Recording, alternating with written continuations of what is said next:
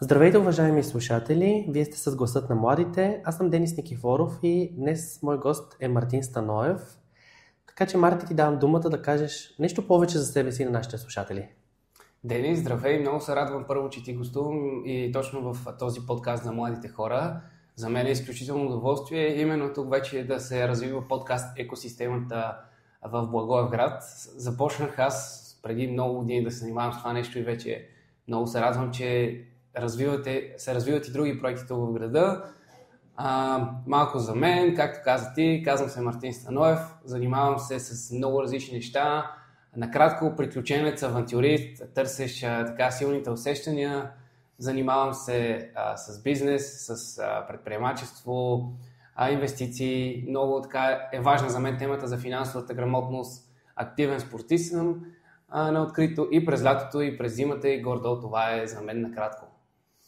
Звучи прекрасно. Ти си част от много от събитията в Благоевград, от културния календар. Много хора те познават и като водещ от Радио Благоевград, но на мен ми е интересно да се върнем малко по-назад. Спомняш ли си, чисто като беше на възраст 4-5 годишна или на твоята престъпулка, какво си взел и тогава какъв си искал да станеш? На моята престъпулка не си спомням какво съм взел. Най-вероятно е нещо свързано с бизнес, тъй като една история, която не съм разказвал никъде, е, че когато бях малък, до нашето село близо по пътя правеха един водопровод и имаше едни тръби покрай пътя, които трябваше да се полагат и аз винаги още от малък разказвах, че имам строителна фирма, че съм предприемач, че съм бизнесмен. Разбира се, тогава думата предприемач за мен беше много далечна, но аз разказвах на хората около мен как тези багери са мои, тръбите, които полагаме са на мои служители и правим хубави неща, за да може хората да имат достъп до питейна вода и така нататък. Нали? Едни неща, които може би за един 4 годишни не са много стандартни, да си мечтае да прави голям бизнес и всъщност да бъде част от предприемаческия свят. И как продължи тази мечта да се развива вече в учебното заведение, в което си учил, преди гимназията? На майка ми все още не се вярва, че се занимавам с бизнес. И като цяло в света на предприемачеството за нея е много далечно, тъй като тя се занимава с други неща, израснала е по друг начин, но тази моя страст се развива. Още в училище бях проактивен, занимавах се с различни инициативи, включвах се в каузи, които се организираха от моето учебно заведение и така тази ми страст всъщност продължава все още до наши дни и продължава да се развива, но може да се каже, че моя път сам съм си го предопределил или ми е предопределен още от ранна детска възраст от 3-4 години, откъдето ти започна. Предполагам, в гимназията, като си постъпил, се появи Радио Благоевград. Да, малко преди гимназията. Реално аз уча тук в математическата гимназия в града от 5-ти клас. Радио Благоевград се появи изневиделица в 7-ми клас, ненадейно през ноември месец. Даже, ако не се бъркам, датата мисля, че беше 21 ноември. Тогава беше първият ми ефир, преди много години. И така за мен беше нещо ново, нещо интересно. Тръгна малко тръгна на шега, може би като всяко тинейджърско нещо, но после прерасна за мен си беше като професия, тъй като изкарах много години. Започнах да се занимавам по-сериозно, да търся различни възможности и събития, които можем да отразяваме и всъщност да говоря с все повече и повече интересни хора, до които да мога да се докосна, за да науча от техния опит.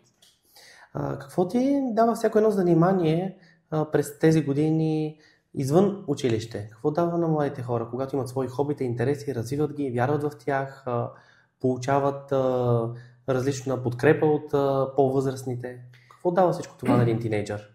Много е важно всеки един младеж да има свои хоби и каузи, в които се припознава и да участва активно тях в тези си свои младежки години. Тъй като когато ние сме ученици, ние имаме цялата свобода да правим каквото поискаме и сигурността на родителите ни. Тъй като те сме работещите хора, нашата задача е да учим, да бъдем активни и будни граждани, участващи в различни каузи.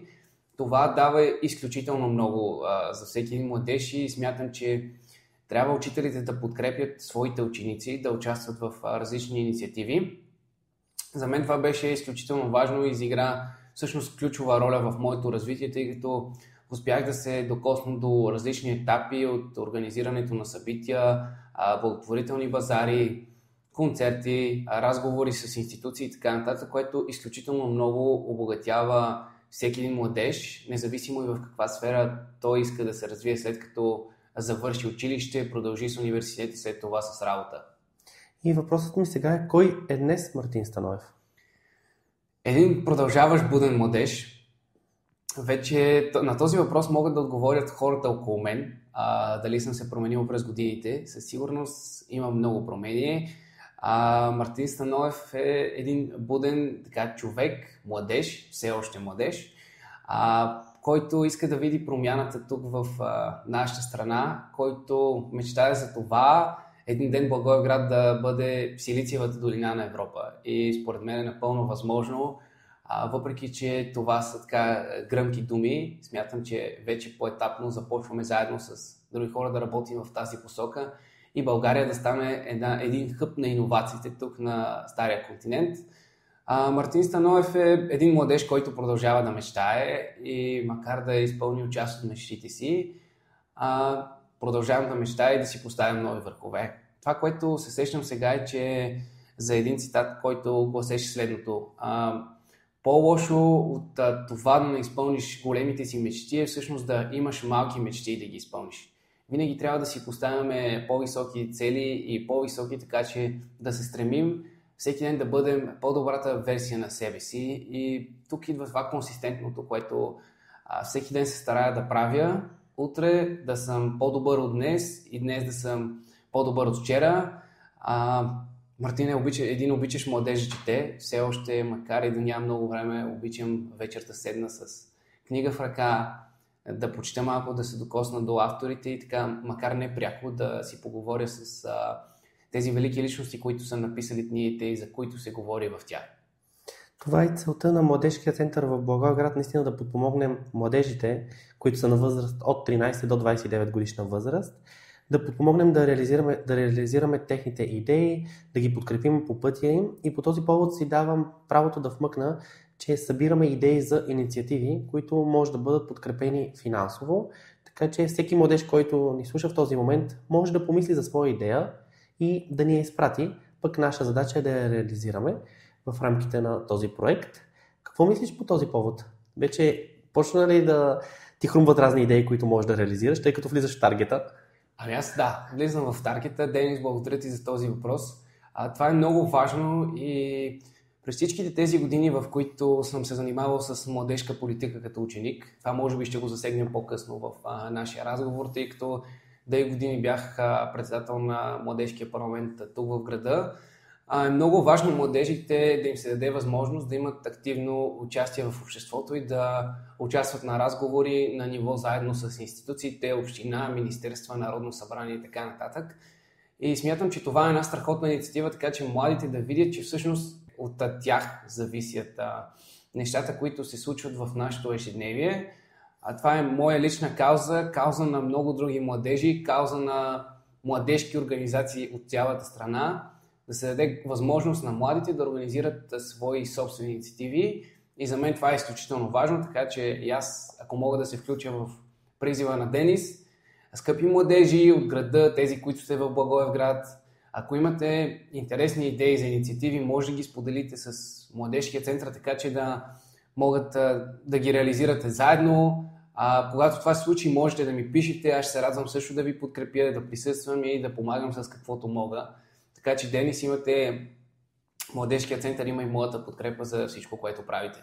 За което много ти благодарим. Според мен лично сърцето на Благоевград са младите хора. И кое е посланието, което искаш да отправиш към тях в този момент? За тези, които все още са ученици, дори и към студентите? Благодаря ти за интересния въпрос. Това, което искам да им кажа, са може би няколко много важни неща. Не е едно посланието. Първото е: не се отказвайте от това, което правите, не се отказвайте от мечтите си, дори хората да ви го казват, не спирайте да мечтаете. Отстоявайте ценностите си, това е изключително важно. Не се поддавайте на натиск от учители, от директори на институции или от хора, които са на по-висока позиция в тях, дори и да се опитват да го направят. Аз имах такива ситуации със своя път и се радвам, че отстоях своите морални ценности и не се подадох на натиска. Удържах, както се казва, изядох си шамарите, понесох си последствията, но пред себе си останах чист, което за мен в този свят и в момента, предвид цялата световна обстановка, е изключително много важно да останем чисти пред себе си. Нещо друго, което може би все още за учениците не е на този етап, но открийте човека до вас, с който искате да прекарате живота си, човекът, който ви подкрепя и е до вас, независимо от това какво случва. И не говоря за родителите ви, за бабите ви, за всичките ви роднини, които са били с вас още от детска възраст, тъй като те имат една различна привързаност към вас. Открийте човека, който да ви подкрепя, каквото и да се случва. И аз много се радвам, че така мисля, че вече го открих, който ме подкрепя във всяка ситуация. Заедно сме, аз знам, че мога да му се обадя по всяко време. Няма да й казвам името, само ще кажа, обичам те изключително много и се радвам, че те има и че си до мен и ме подкрепяш и че аз те подкрепям и можем заедно да вървим напред. Така че, ако мога, Денис, да обобщя тези всичките неща, които казах, трите най-важни неща за тях като съвети е: първо, не спирайте да мечтаете, отстоявайте ценностите си, не се предавайте пред нищо и открийте всъщност човека, с който искате да прекарате времето си максимално рано и който ви подкрепя във всичко, независимо каквото и да правите. Обичайте го и му показвайте, че го обичате, защото той е изключително важен и със сигурност много често, не знам дали си го чувал, че казват трябва да успееш сам или всеки казва как е успял сам, но пък има и другата фраза, че за всеки успял човек всъщност стои още един, който му помага и заедно движат напред, така че открийте любовта, защото заедно сме по-силни и заедно можем да стигнем там, където дори не сме мислили, че сами можем. Абсолютно, заедно сме свързани и в личното, според мен, като психолог мога да кажа, че трябва да постъпваме с истината, да поставяме нещата на масата и да движим с някой друг този танц. Как успяваш да съчетаеш личното с професионалното? Това е доста трудно. Една борба, която водя все още със себе си до някъде, но имам възможността да говоря с наистина думата сериозно и не думата. Имам възможността да говоря с предприемачи, не само български, но и световни, от много висок ранг, изключително успяли, които споделят своя опит в това и казват, че е много важно да разграничим. Когато сме в офиса, сме професионалисти, държим се професионално и когато излезем оттам, вече отиваме в личния живот. За мен е изключително важно да не смесвам личното и с професионалното. И дори имам такива ситуации в живота, в когато се е случвало с приятели да работим в една и съща организация. И в залата сме се карали, спорили сме за нещо, тъй като всички хора сме различни, имаме различни мнения по въпросите. Но когато излезем, ние отново сме приятели, прегръщаме се, ходим на заведения заедно, излизаме си, разхождаме се и така нататък. Много е важно да разграничаваме всъщност професионалните взаимоотношения от личните. Все още не съм го направил на 100%, но това, което мога да кажа за всеки, опитайте се да го направите, защото по този начин, освен че ще помогнете на средата около вас, ще помогнете изключително много и на себе си да бъдете спокойни. Ако в момента може да погледнем напред във времето, имаме една машина на времето, как би искал да видиш Благоевград след 5, а защо не и след 10 години? За себе си имам една мечта и тя се казва Благоевград 2030. Не съм я споделял, надявам се някъде да имам възможност да я споделя публично в една изключително хубава презентация, която съм направил за това нещо. Благоевград след 5 години го виждам един изключително младежки град. Град, в който първо сме задържали студентите от американския, тъй като за мен Благоевград е най-големият град с изтичане на максимално добри кадри. Най-добрият град, в който буквално създаваме кадри и след това отиват да работят в най-големите световни компании в София или чужбина и много малък процент остават тук. Такъв пример за останали са Венци и Дари от Hangout, така че мога да ги поздравя искрено и да им пожелая успех с бар кафето, тъй като те са пример за това, че можеш да си останеш и да развиваш успешен младежки бизнес тук. Но да се върнем на Благоевград след 5 години. Представям си го така, че сме задържали на студентите тук, работят в едни изключително приятни офиси, в които се прави бизнес с цял свят, имаме контакти навсякъде, организират се големи арт-фестивали, на които има различни работилнички, с глина. Денис, с теб си го представям, с песни, с танци, с различни забавления, но извън тази страна си го представям много работещ град, с бизнеси, един красив център, уютен. Хората отново, когато дойдат в Благоевград, да си кажат, това е града, в който искам да живея и в който искам да остана. Да станем един притегателен център за всички мечтатели, за всички хора, които искат да откриват нови възможности, да се развиват и да правят повече. Тук да бъдем едно място, където да бъде свят на неограничените възможности. Със свят на неограничените възможности завършва и нашето интервю, за което ти изключително много благодаря, че прие да си поговорим за младите хора в Благоевград, за теб самият и тук може да допълниш нещо, ако не съм те попитал или сме пропуснали. Сега е момент. Денис, благодаря ти много отново за поканата. Радвам се, че имаме възможността да си говорим за младежите, за всички различни инициативи тук в града. Ти спомена, че съм в момента раздвоен между София и Благоевград. Мислих си, че когато отида в София, ще забравя Благоевград. Всички знаем за многомилионната София, за която мечтаят всички да отидат от другите градове, но когато отидеш там, когато започнеш работа, тъй като имах и тази възможност, освен че се занимавам с собствен бизнес, работя в един страхотен екип на Пощенска банка в Employer Branding отдела. Поздрави за всички тях, изключително много ги обичам. Те са един страхотен екип, които ми дадоха много и продължават да ми дават страхотен екип, които ми дават много. Всъщност започна да ме връща към Благоевград. Когато усетиш динамиката на големия град, в теб се поражда едно различно чувство. И започваш да се връщаш назад към Благоевград и към по-малкия град, всъщност за всеки, който и откъде е, и да усещаш едно притегляне там. И в момента отново продължавам с същата динамика, както беше преди. Половин седмица в София, половин седмица в Благоевград. Това не се е променило от много години и може би няма да се промени и напред.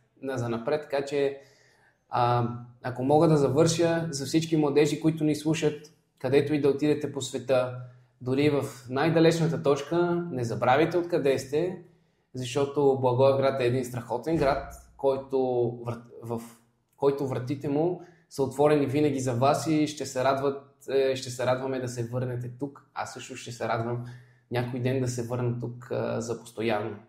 А и плюсовете са, че до столицата е 1 час път. Да. Имаме близо и курорти, имаме близо дори и Гърция и море. Наистина има много плюсове в Благоевград, затова съветвам всички, които изслушаха това интервю, да си помислят кои са плюсовете на Благоевград и да ги видят и да ги открият. Защото понякога анонимността в големият град носи повече товар, отколкото позитиви. Така е, Денис. Благодаря ти, мисля, че това е един страхотен финал, с който можем да завършим. Ето тук пак се включва моето така водещо професионално изкривяване от дългите години в радиото. Да. Трудно се приключва разговор с Мартин Станоев, но обещавам скоро да го поканим пак в Гласът на младите.